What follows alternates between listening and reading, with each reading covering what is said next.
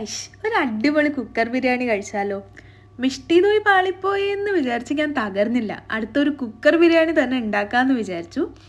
എൻ്റെ വീട്ടിൽ എപ്പോഴും ചോദിക്കുന്ന ചോദ്യമാണ്, ഞാൻ എൻ്റെ ഫ്രണ്ട്സിനെ കുക്കിങ്ങിൽ എന്ത് ഹെൽപ്പാണ് ചെയ്യാറെന്ന്.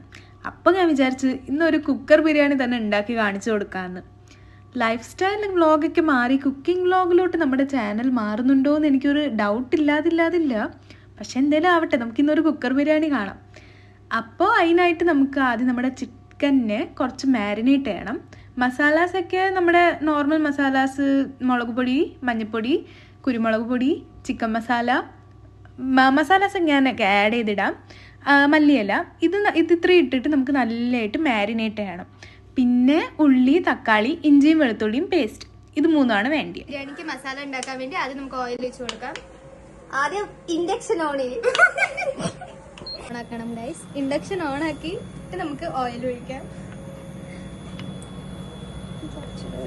ഇങ്ങനെ ഫുൾ മടക്കിയിട്ട് മുറിച്ചിട്ട് ഇടട്ടെ.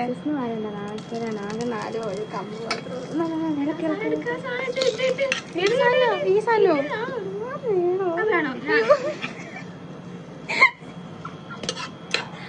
ആരും ഒന്നും വിചാരിക്കരുത്, ആദ്യമായിട്ട് കുക്കിംഗ് അല്ല, ആദ്യമായിട്ട് ബിരിയാണി ഉണ്ടാക്കുന്നതിൻ്റെ ഓരോരു ഇതാണ്.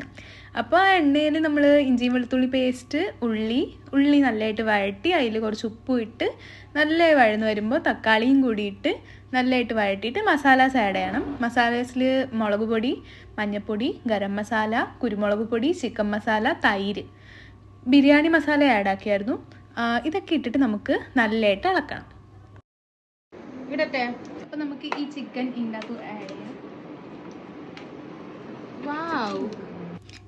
എന്നിട്ട് നമുക്ക് ഈ മസാലയിലോട്ട് ചിക്കനൊക്കെ ഇട്ടിട്ട് നമുക്ക് നല്ലതായിട്ട് മിക്സ് ചെയ്യണം.